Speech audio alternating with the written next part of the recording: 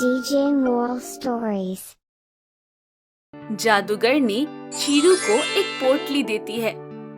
इस पोटली में स्वर्ण मुद्राएं हैं क्या जादूगरनी जी? नहीं चीरू, इस पोटली में एक जादुई बीज है जिसकी जमीन में बुआई करने से एक जादुई पैसों का खेत प्रकट होगा। जादुई पैसे का खेत। रामपुर कहकर एक गांव में चीरू नामक एक 15 साल का गरीब अनाथ लड़का रहता है। उसका दुनिया में कोई नहीं है सिवाय उसके क्रूर ताई जी बरखा, ताऊ जी तेजेंद्र और उनके बेटे तोशु के।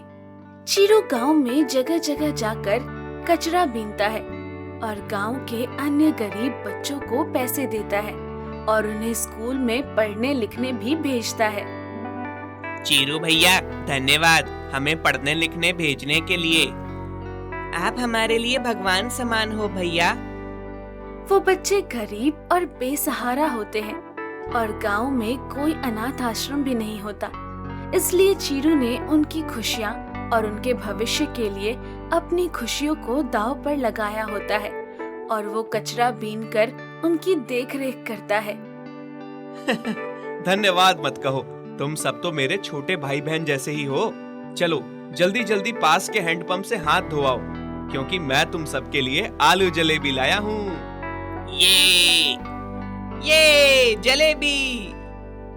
धन्यवाद भैया, हम सब अभी आए।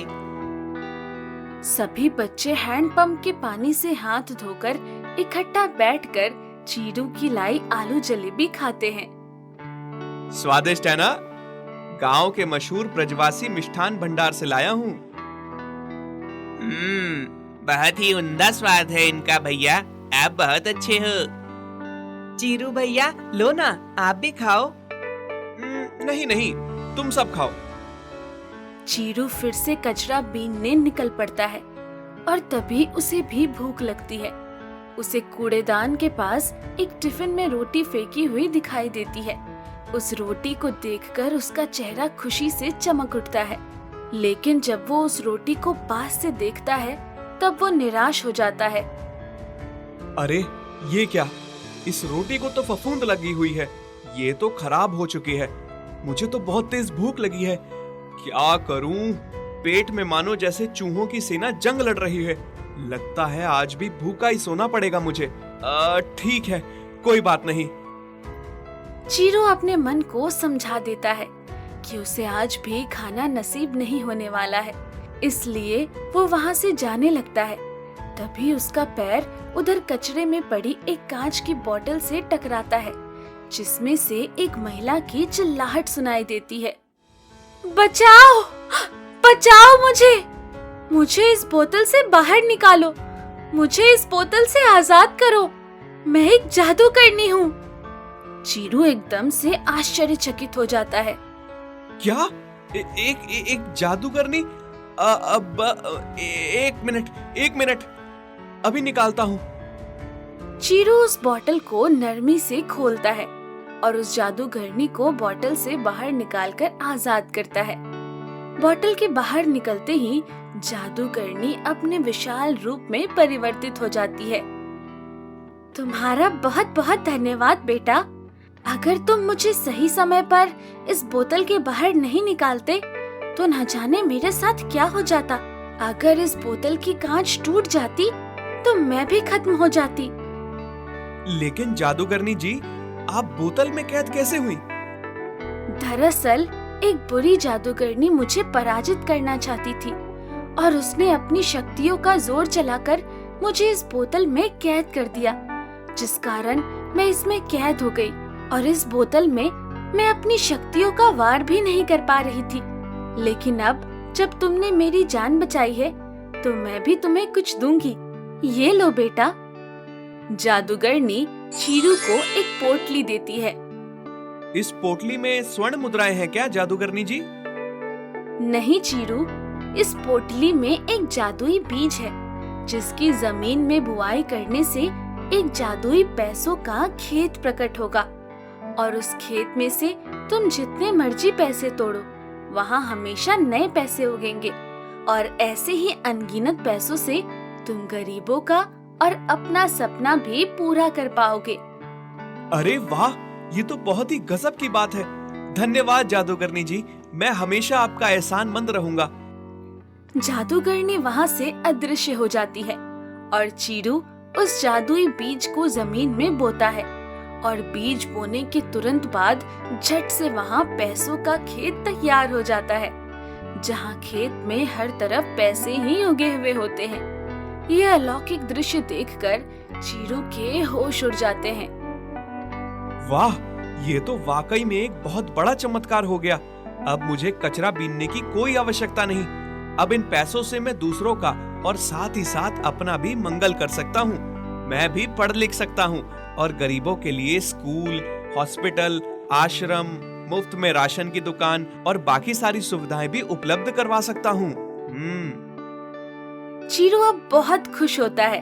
वो जादुई पैसों के खेत के जरिए गरीबों का खूब भला करता है और खुद भी एक अच्छे घर में रहने लगता है और स्कूल जाने लगता है।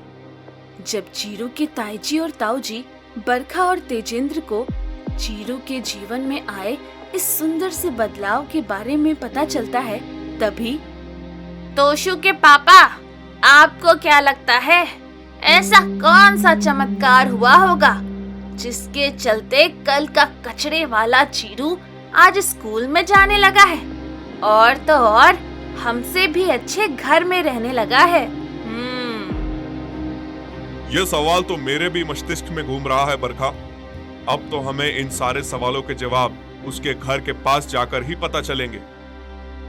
तेजेंद्र और बरखा दोनों चीरू के नए घर के पास जाते हैं और तभी वो उसके घर के पीछे गुप्त पैसों का खेत देखते हैं और उसे देखकर उनकी आंखें फटी की फटी रह जाती है। ये क्या? ये पैसों का खेत? लगता है ये एक जादुई पैसों का खेत है। अच्छा जी, तो ये है सारा माजरा।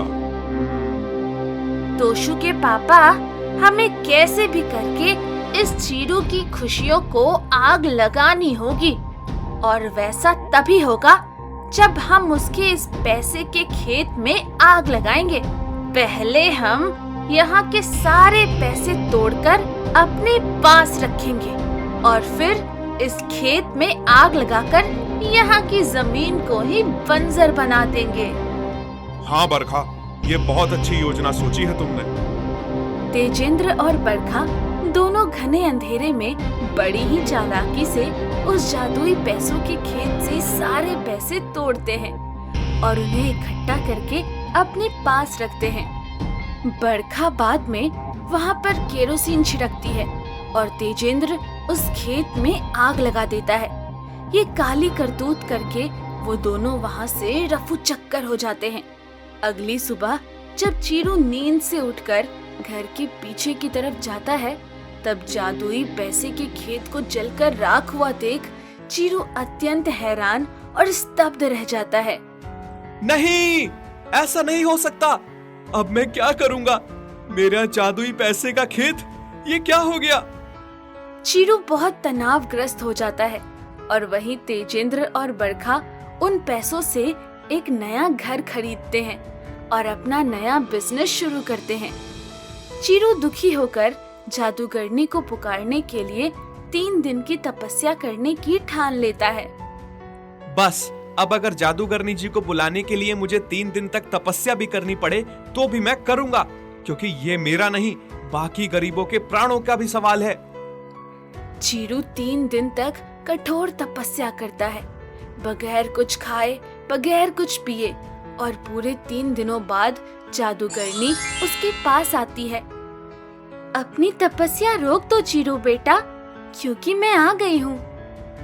जादूगरनी जी, वो जादुई पैसों का खेत, वो जल गया। अब मैं क्या करूं? जादूगरनी जी, आप ही बताइए। चिंता मत करो चीरू बेटा, मैं सब जानती हूँ और ये भी जानती हूँ कि किसने उस खेत को जलाया है, लेकिन मैं तुम्हें उस व्यक्ति के बारे में बताना जरूरी नहीं समझूंगी, क्योंकि जो मनुष्य बुरा कर्म करेगा उसे अपने बुरे कर्मों के फल यहीं भुगतने होंगे। मैं अपने जादू से अब उस जादुई पैसे के खेत को दोबारा ठीक कर दूंगी और अब से उस जादुई खेत को सिर्फ तुम्हारी आंखें ही देख पाएंगी, बाकी कोई भी उसे देख नहीं पाएगा और इस तरह वो जादू का खेत एक राज बनकर ही रहेगा, जिसके बारे में सिर्फ तुम्हें ही पता होगा। धन्यवाद जादूगरनी जी, आपका सच में लाख लाख धन्यवाद। जादूगरनी अपने जादू से फिर से जादुई पैसों का खेत प्रकट करती है और अब वो खेत सिर्फ चीरू की नजरों को दिखता है और बाकी लोग उसे देख नहीं पाते। चीरू अपने जीवन में खूब सफलता प्राप्त करता है और एक बड़ा आदमी बनता है।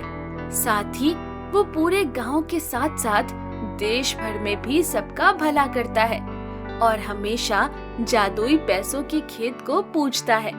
वहीं तेजेंद्र और बड़खा के बूढ़े होने पर उनका बेटा तोशु और उसकी बीवी उन्हें घर के बाहर निकाल देते हैं और वो दोनों लाचार होकर सड़क का कचरा बीनने लगते हैं। कभी सोचा नहीं था कि जीवन में ये दिन भी देखेंगे और वो भी हमारा सपूत तोशु ही हमें दिखाएगा। शायद ये हमारे कर्मों के फल ही हैं तोशु के पापा। हमने कभी भी चीरू का अच्छा नहीं चाहा, इसलिए आज वो कहां से कहां पहुंच गया और हम कहां से कहां आ गए। तेजेंद्र और बड़खा दोनों को अपनी गलतियों का बहुत पछतावा होता है। वहीं चीरू को जिंदगी में वो सब कुछ मिलता है जिसका वो हकदार होता है।